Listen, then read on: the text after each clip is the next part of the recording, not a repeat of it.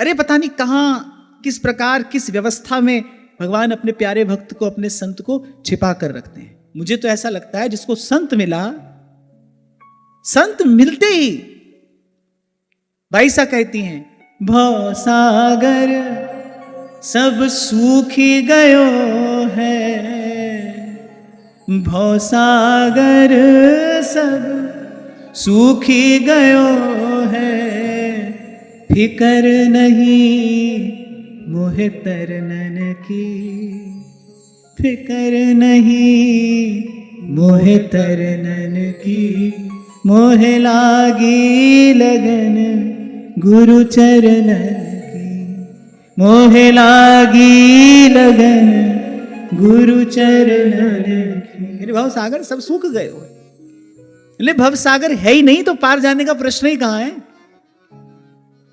सागर हो तो पार जाने का प्रश्न, बोली यहां तो भव सागर ही नहीं है, भव सागर सब सूख गए हैं, अब किसके पार जाना है। और ये कैसे हुआ, अगर लागी लगन गुरु चरणन की, संत मिला, सदगुरु मिला तो भव सिंधु रहता ही नहीं, पार करने का कोई प्रश्न ही नहीं है।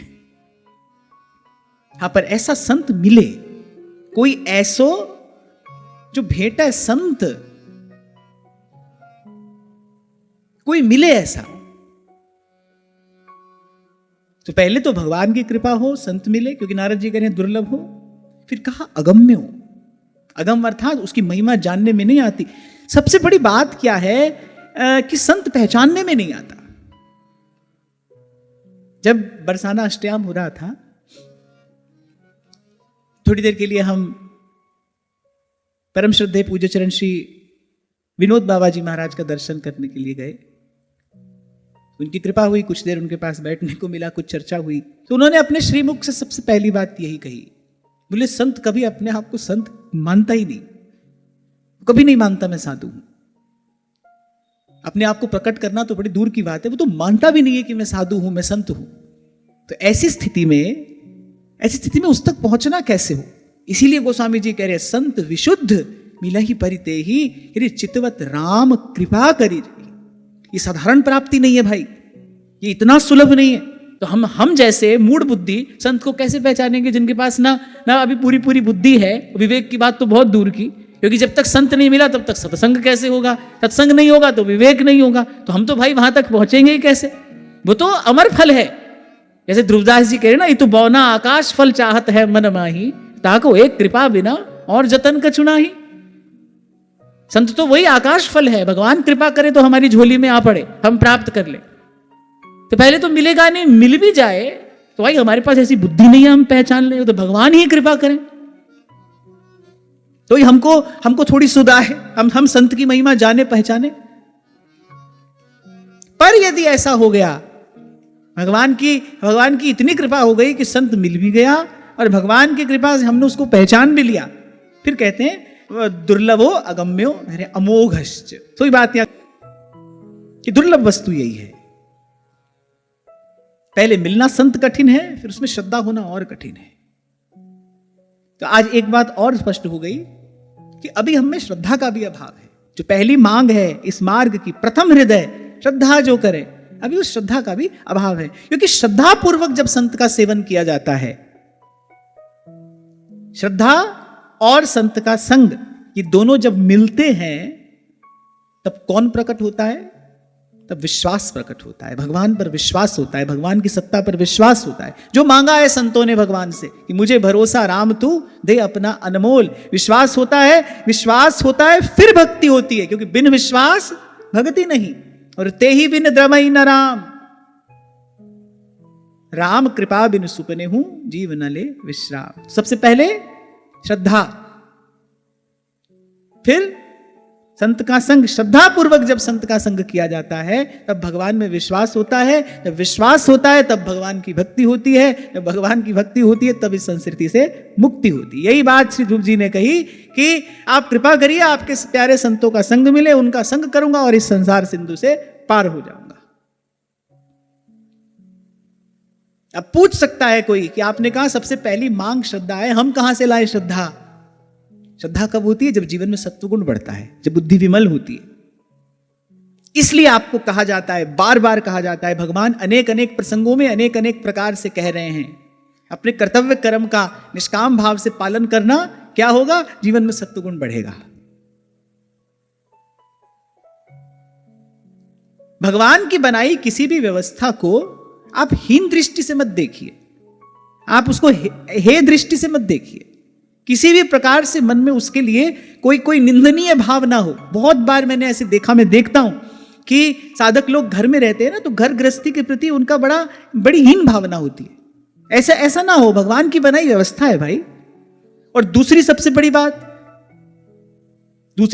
बात यह कि भाई जहां हम हैं वहां भेजने वाला कोई और थोड़ी है, कोई भगवान ने थोड़ी भेजा है। वहां हमारे अपने कर्मों का फल है, जहां हम हैं वो हमारे कर्मों का परिणाम है, निज कृत कर्म है। प्रभु ने थोड़ी भेजा है। प्रभु किसी के साथ क्यों पक्षपात करने लगे? इस बात से समाधान ना होता हो, मन को थोड़ा मरहम लगाना हो, तो फिर यही मानो कि भाई भगवान की इच्छा है, भगवान की व्यवस्था है। किसी भी दृष्टि से उसकी निंदा नहीं की जानी चाहिए, उसको स्वीकार करो। प्रारब्ध वशात जो मिला है उसको पहले सहज भाव से स्वीकार करो और फिर अपनी पूरी शक्ति लगाओ अपने कर्तव्य कर्म का निष्कामता से पालन करने में। क्या परिणाम होगा? अंतःकरण शुद्ध होगा, बुद्धि विमल होगी, उसमें श्रद्धा का प्रकाश होगा। फिर उस श्रद्धा को लेकर जब संत के पास जाओगे तब भगवान पर विश्वास होगा, विश्वास प्राप्त होगा तब भगवान की भक्ति होगी, और भक्ति होगी तो यहां से मुक्ति होगी। भाई इस संसार रूपी ग्राह से छुड़ाने वाली भगवान की भक्ति ही तो है। अच्छा, भगवान केवल भक्ति का नाता मानते हैं। कहा रघुपति सुन भामिनी बाता, मानो एक भगति। तभी तुलसी बाबा कह रहे, बिन विश्वास भगति नहीं, और ते ही बिन द्रवहि न राम, राम कृपा बिन सुबने हूं, जीव न ले विश्राम। जब तक भगवान की कृपा ना हो तब तक भाई इस जीव का समाधान होगा ही कैसे? तो ये सारी इक्वेशन समझ में आ गई ना, ये सारा संतुलन आपको समझ में आ गया है ना। क्यों जगह जगह श्रीमद् भागवत में, श्रीमद् भगवत गीता में, वहां तुलसी बाबा मानस में करे, धर्म ते बिरति जोग ते ज्ञाना, ज्ञान मोक्ष प्रद वेद बखाना। क्यों भगवान बार बार कह रहे हैं भाई अपने कर्तव्य का पालन करना। उससे क्या होगा? तुम्हारी बुद्धि शुद्ध होगी, उसमें श्रद्धा का प्रकाश होगा। वो लेकर जब जाओगे सत्संग में तब भगवान की सत्ता पर विश्वास होगा, तब कहीं भगवान के स्वरूप स्वभाव को जानोगे। एक तो मन है वो आपका पड़ा है द्वंद में, हाय कब यहां से बचकर भागे, कब यहां से बचकर निकले, कौन झंझट में पड़ गए, इसको कोसा उसको कोसा। अरे क्यों अपना जीवन खराब करते हो? ऐसे कुछ हाथ नहीं आने का भाई। सच बताओ, ऐसा करते हो कि नहीं करते? करते हो ना? अरे कहां आकर फंस गए हम, भगवान ने हमको कहां फंसा दिया। नहीं, भगवान ने नहीं फंसाया है भाई। भगवान तो फंसे जीव को निकालने वाले हैं, भगवान फंसाने वाले नहीं है। आप ही ने फंसाया है। फिर इसको कोसा उसको कोसा, अपनी स्थिति का जिम्मेदार, कभी इसको माना कभी उसको माना। ये ना होता तो भजन कर लेते, यहां ना होते तो भजन कर लेते। कुछ नहीं हो रहा है, आप केवल अपना समय गंवा रहे हो। ऐसा करने से समाधान नहीं होगा भाई।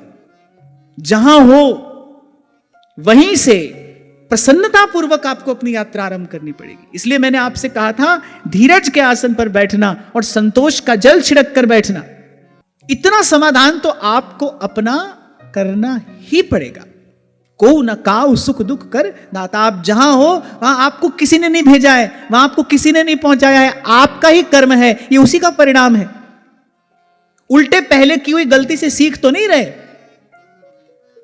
ये जो गलती हुई जिसके कारण आज झंझट में फंसे हैं, पहले की हुई गलती से सीख तो ही नहीं रहे। उसका उत्तरदायी किसी और को मानकर, उसका जिम्मेदार किसी और को मानकर अपने कर्म का बंधन और गाढ़ा किए चले जा रहे। इसी को कहते हैं दुर्मति। यही दुर्मति है। प्रयास तो करना चाहिए था इस बंधन से मुक्त होने का, और अपने ही हाथ से। पहले तो रस्सी ने तुमको बांध रखा है, फिर तुमने भी रस्सी को बड़ी जोर से पकड़ रखा है। दोनों ओर से बंधन है। पहले तो प्रारब्ध की रस्सी है जिससे जीव बंधा है, परबस जीव, और फिर रस्सी को आपने भी बड़ी जोर से पकड़ रखा है। मान लो कोई तुम्हारी रस्सी खोल भी दे तो भी तुम कहां छूटने दे रहे हो? तुमने ही पकड़ रखा है रस्सी को बड़ी जोर से। बड़ा जीना मार गए ये। इसीलिए कल आपको मैंने कहा था कि धर्म के कुछ शाश्वत सिद्धांत ऐसे हैं, कोई भी युग हो, कोई भी काल हो, उन पर प्रभाव नहीं पड़ता, वो नहीं बदलते, उनमें कोई परिवर्तन नहीं होता। यही कल्याण का मार्ग है। कोई भी युग हो, सतयुग हो या कलयुग हो, पर कल्याण का मार्ग यही है। महाजनो येन गतः स पंथाः। धर्मस्य तत्वम निहितम गुहायाम।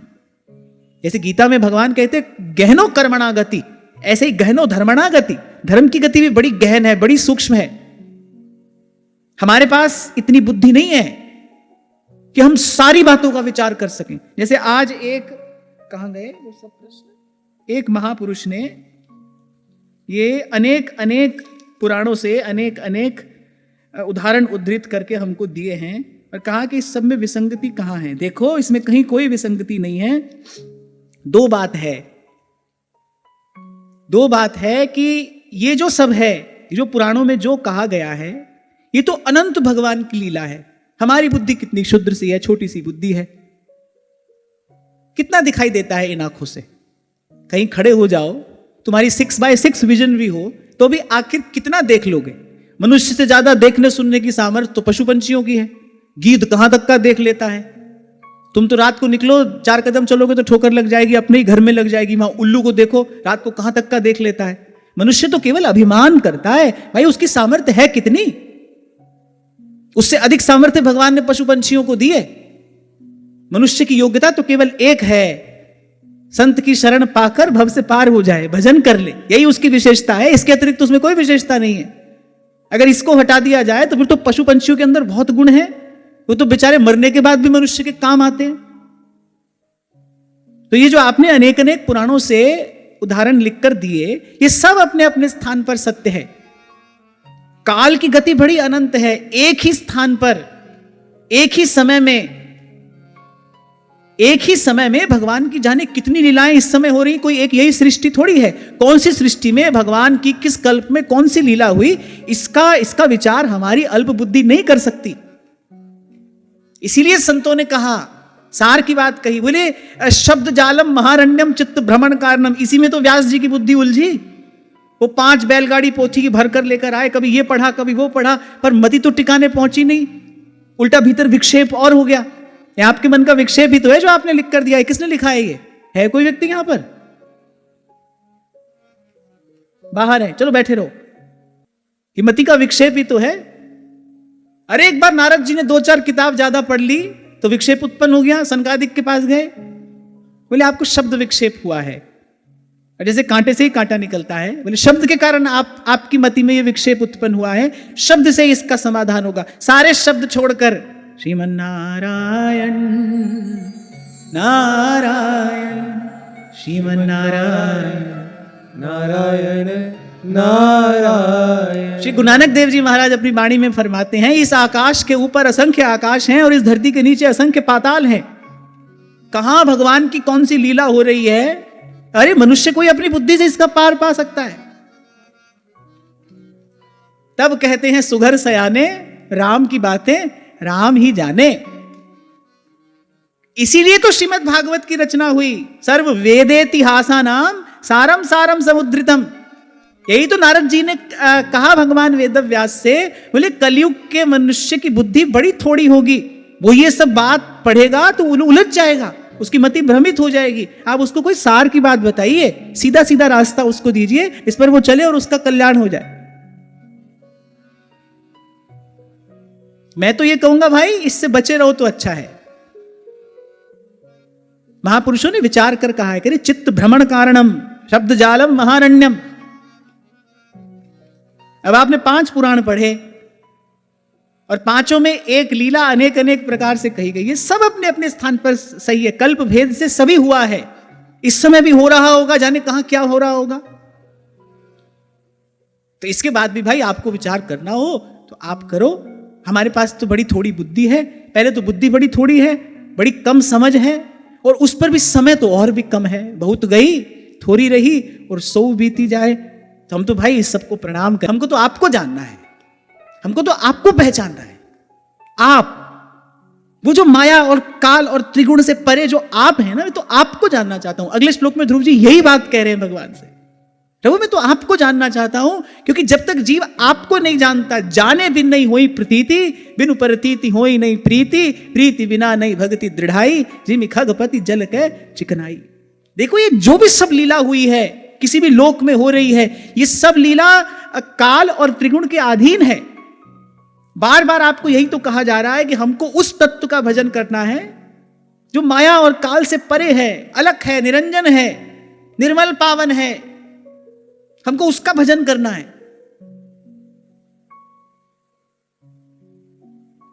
महाप्रभु जी ने श्री व्यास जी को बात करने का अवसर ही नहीं दिया।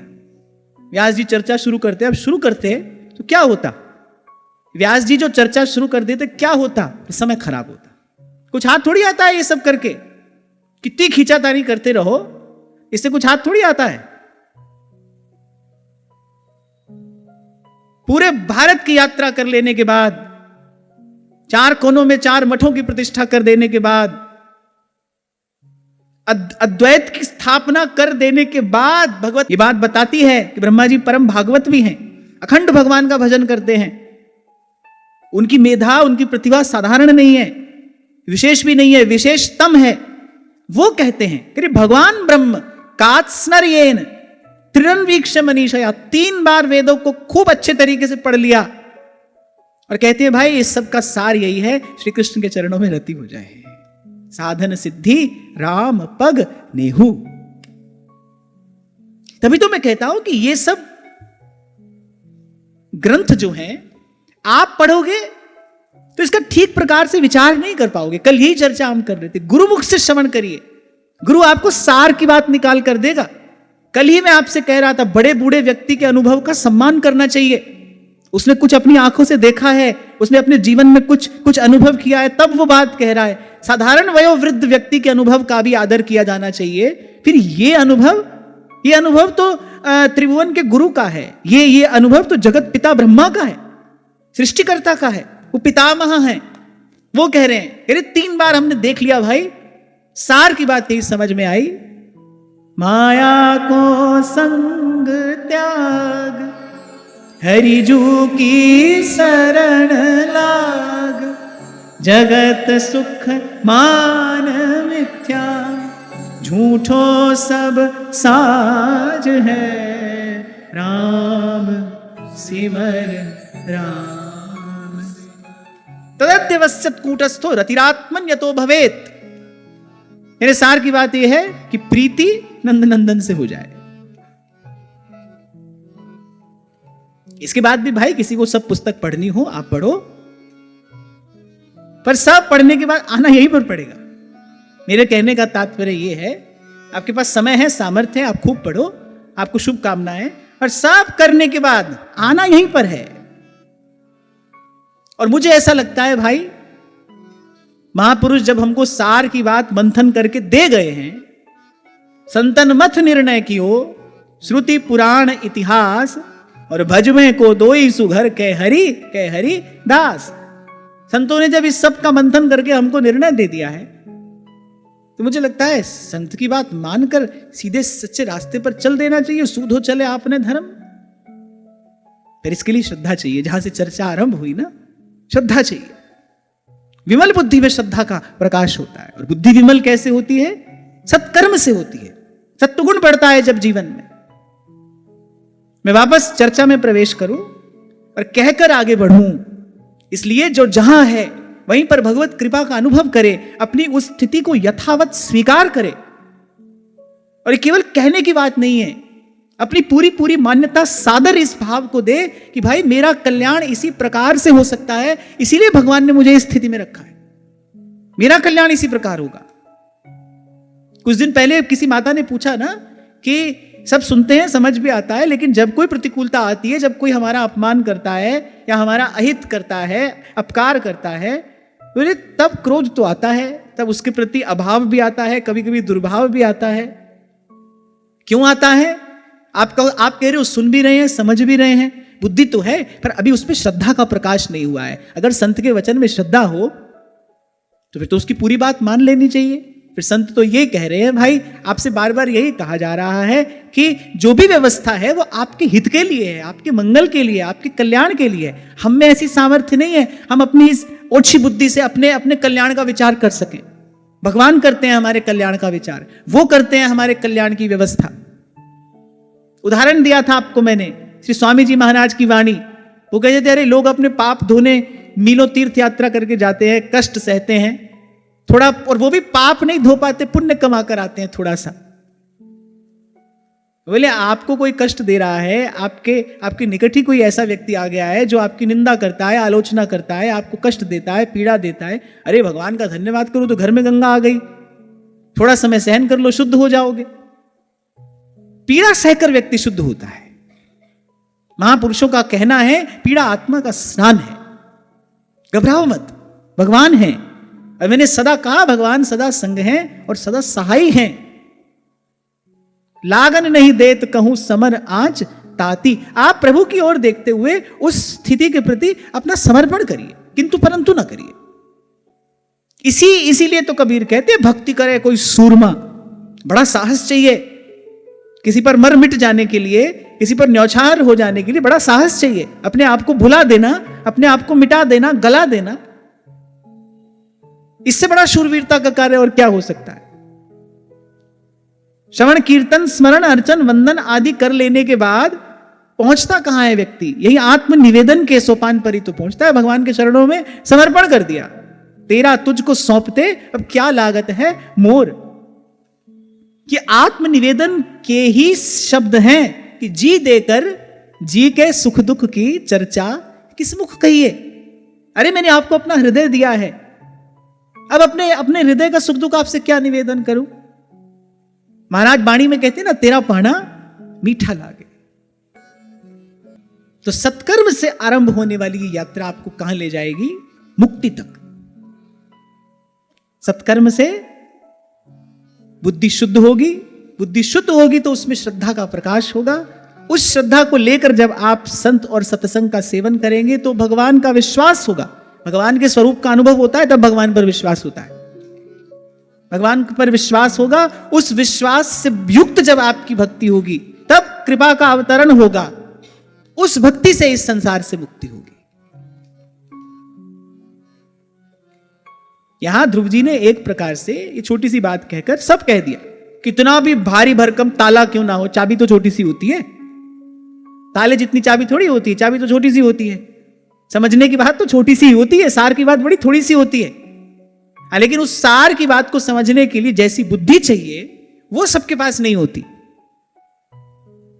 सूक्ष्म बुद्धि चाहिए, सूक्ष्म बात का, सूक्ष्म वस्तु का, सूक्ष्म तत्व का विचार करने के लिए।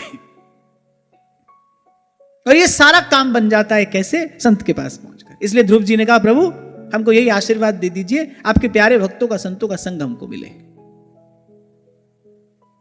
जैसे वहां कागभूषुंडी जी ने, भगवान ने अनेक अनेक प्रकार की वस्तुएं देने के लिए कही, कागभूषुंडी जी ने कहा प्रभु आपने बड़े अद्भुत अनमोल रत्न देने की बात मुझे कही है, पर आप मुझे इन सब रत्नों की खान दे दीजिए। भक्ति स्वतंत्र सकल गुण खानी, आप मुझे इन रत्नों की खान ही दे दीजिए ना। मेरी जब इच्छा होगी मैं जो चाहूंगा सो पालूंगा, आप मुझे अपनी भक्ति दीजिए। ऐसे यहां ध्रुव जी ने कहा प्रभु अपने संतों का संग दे दीजिए, अपने प्यारे भक्तों का संग हमको दे दीजिए, हम सब पालेंगे वहां से। फिर उसके बाद आपको कभी परेशान नहीं करेंगे, फिर उसके बाद आपके पास कभी याचना करने नहीं आएंगे।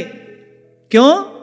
कह रे दास मिले हरिदासा, जन्म जन्म की पूरी आशा, जन्म जन्म की पूरी आशा। आगे श्री ध्रुव जी कहते हैं, पड़ता है कान में संत के शब्द की जब चोट लगती है तब सोया जीव जगता है। उसको समझ में आती है कि दिवस 4 के हला भला में तू कहां लेगा लाद। चोलो जीवे तोलो हरि भजरे मन, और बात सब बाद। आपको कहा था ना मैंने, जब पहली बार मैंने ये शब्द पढ़े तो भीतर एकदम हलचल सी हो गई थी। क्या है? संत के शब्द की ऊर्जा है। सदगुरु मेरा सूरमा फिर करे शब्द की चोट। शब्द बाण पुर अंतर लागे, बीध दिया तन सारा, नाम रंग डारा, नाम रंग डारा मुँह पे श्याम रंग डारा। संत का शब्द चोट करता है।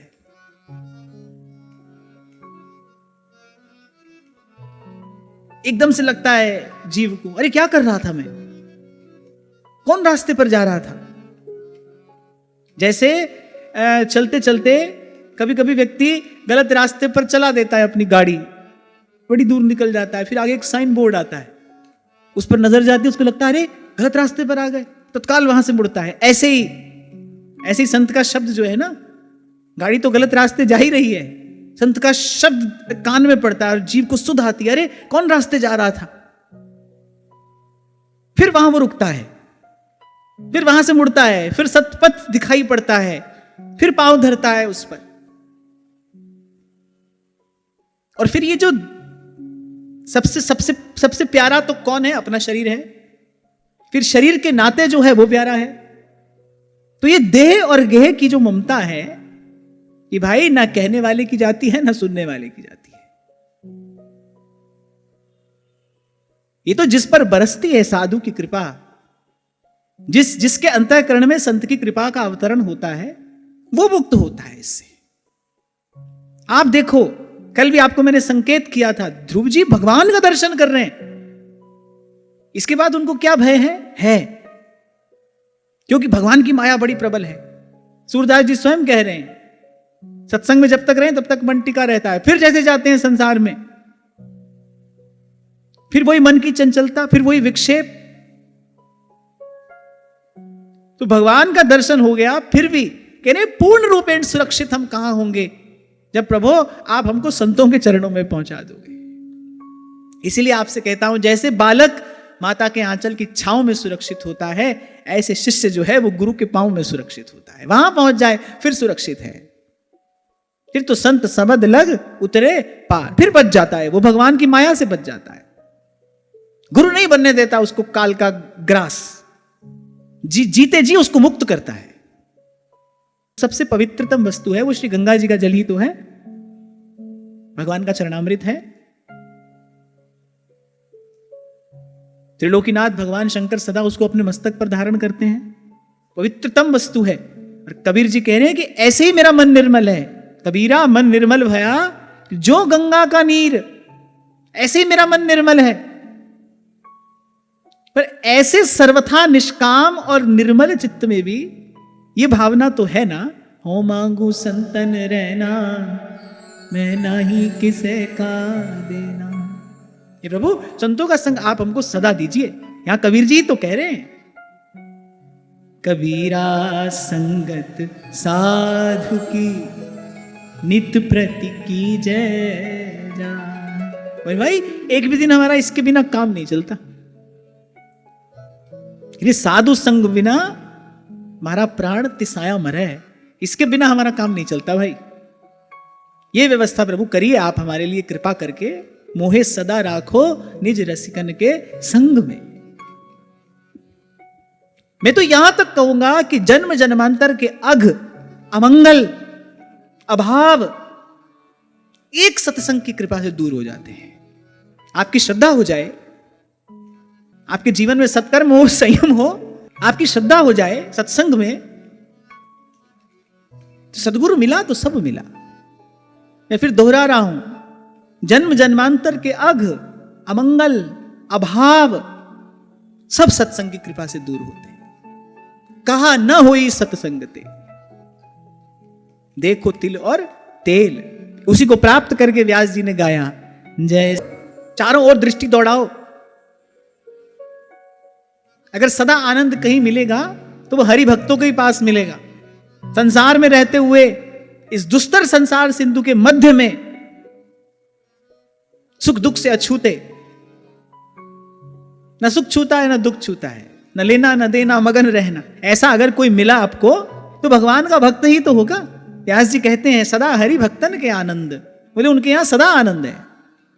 जिन्होंने उस अखंड अछेद अभेद का पता पा लिया, उनके सुख आनंद में कोई छिद्र कैसे होगा, उनके सुख आनंद में कोई बाधा कैसे होगी। बस ये भगवान की प्रबल माया है और हमारे जीवन का अभाव है। इतनी संतों की महिमा सुनते हैं, सुन रहे हैं, इतनी सत्संग की महिमा सुनते हैं, सुन रहे हैं, पर फिर भी जाने कैसा मन बुद्धि हमारी है कि जैसी श्रद्धा विश्वास होना चाहिए वैसा अब तक हम प्राप्त नहीं कर पाए। हमारी दुर्मति दूर हुई नहीं। तो यहां श्री ध्रुव जी ने कहा, हे प्रभु, जिनका मन मधुकर हो गया है, आपके चरण कमलों पर ही मंडराता रहता है, बोले उन महानुभावों का जो लोग संग करते हैं, बोले वे अपने इस अत्यंत प्रिय शरीर और इसके संबंधी पुत्र मित्र ग्रह स्त्री आदि की भी सुध नहीं करते, बोले वो दे गे की ममता से मुक्त हो जाते हैं। और फिर आगे ध्रुव जी ने कहा, प्रभु मैं तो केवल अपनी स्थूल बुद्धि से आपके इस स्थूल स्वरूप को ही जान पाया हूं। ये जो सब आंख से दिखाई पड़ता है, यही समझ में आया आपकी कृपा से कि ये सब आपका ही स्वरूप है, ये सारा विश्व ये आपकी ही मूर्ति है, ये आपसे ही है, आप में ही है, आपका ही है, इसके एकमात्र स्वामी भी आप हैं, इसके एकमात्र आधार भी आप हैं। जिस सामग्री से ये सृष्टि बनी है वो सामग्री भी आप ही हैं। इसीलिए संसार को ध्रुव जी क्या कहते हैं, कह रहे सत सदात्मक ये जो विश्व है, सद माने सत्य, असद माने झूठ, बोलिए सत सदात्मक है। भगवान की माया भी कैसी, सत सदात्मिका भगवान की माया है। जो प्रकृति है कि सत सदात्मिका, ऐसी संसार है भी नहीं भी, एक साथ ही तो है बिल्कुल। जो इस क्षण है वो अगले क्षण नहीं है,